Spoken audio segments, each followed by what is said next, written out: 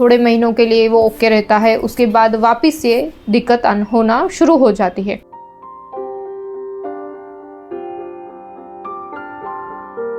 जब फीमेल उसको white discharge होता है तब उसको बार बार जो वाइट डिस्चार्ज होने की कंप्लेन रहती है उसको इग्नोर करती है, तब ये कंडीशन उसमें पैदा हो सकती है। यह है सर्वाइकल इरोजन।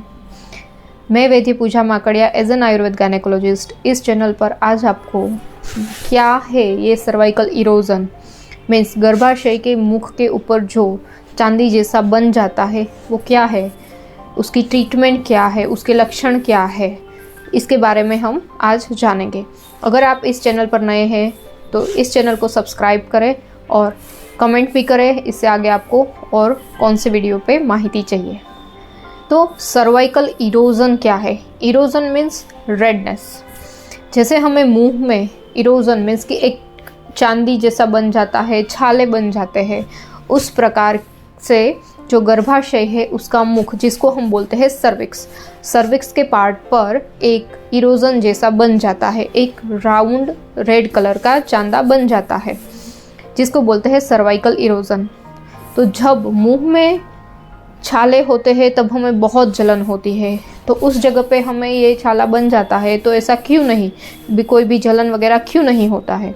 क्योंकि पूरे शरीर में महिलाओं के गर्भाशय के जो मुख है उसके ऊपर वहाँ पे नर्वस सिस्टम मीन्स कि कोई किसी भी प्रकार की नर्व सप्लाई नहीं है, मीन्स वहाँ पे कोई चेता तंतु नहीं है। इसकी वजह से उसको पेन वगैरह नहीं होता है, जलन वगैरह नहीं होता है।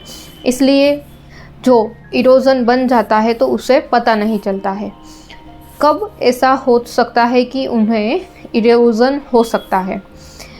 कई बार ऐसा होता है कि वाइट डिस्चार्ज जो है नॉर्मल और एबनॉर्मल किस प्रकार का है वो उन्हें पता नहीं रहता है।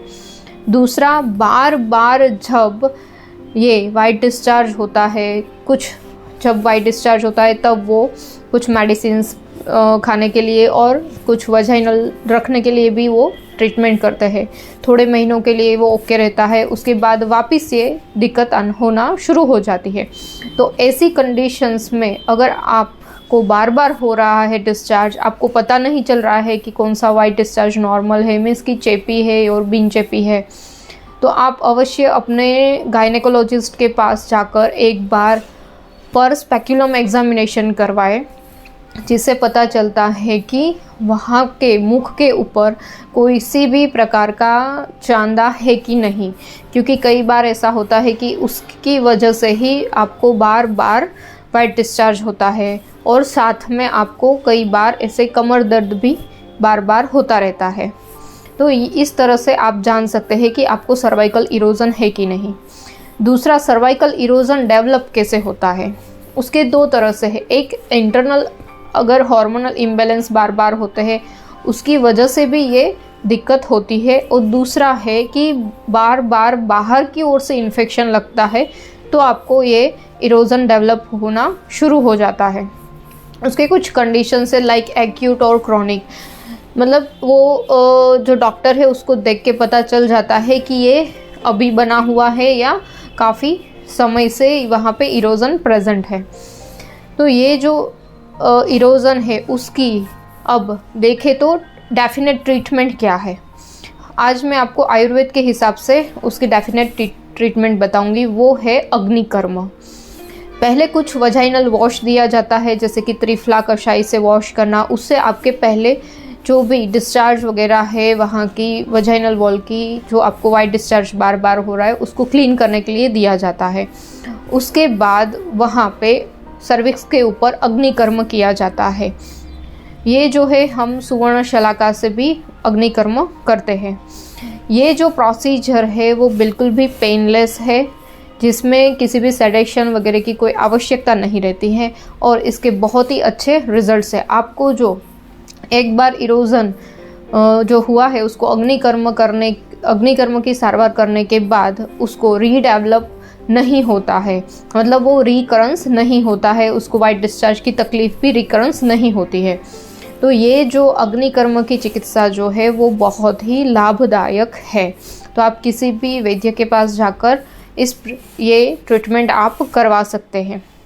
तो खास करके ये जो सर्वाइकल इरोजन की जो कंडीशन है वो 2 तरह से आप उसको प्रिवेंट करें, एक बाहर से और एक इंटरनली आपका जो भी है, आपकी लाइफस्टाइल भी है, आपकी फूड है, वो सब बहुत गरम तीखा ऐसा नहीं होना चाहिए। और एक्सटर्नली भी बार बार जो आपको यूरिन इन्फेक्शन होता है या फिर स्टूल इन्फेक्शन होता है तो उसकी वजह से भी बार बार वाइट डिस्चार्ज हो सकता है। तो इन कंडीशंस ऐसी भी कुछ भी कंडीशन है तो उसको प्रिवेंट करें और उसके प्रिवेंटिव मेजर्स भी आप ले सकते हैं। तो आपने इस वीडियो में जाना कि सर्वाइकल इरोजन क्या है, क्योंकि ये एक हिडन जो आपके बॉडी में डेवलप हो जाता है, आपको पता नहीं चलता है। तो इस कंडीशन को एक बार आप ज़रूर देख लीजिए। कई बार इस कंडीशंस में आपको पेप टेस्ट भी करवाया जाता है कि पेप टेस्ट से वो जो इरोजन है वो नॉर्मल है या उसमें कुछ मैलिग्नेंसी जैसा कि कैंसरस भी है, तो वो भी पहले उसको चेक करने के बाद ये अग्निकर्म सारवार करते हैं। ये वीडियो आपको बहुत हेल्पफुल हुआ होगा और शेयर करिए आपके सभी जो भी फ्रेंड्स और फैमिली मेम्बर्स हैं उनको। धन्यवाद।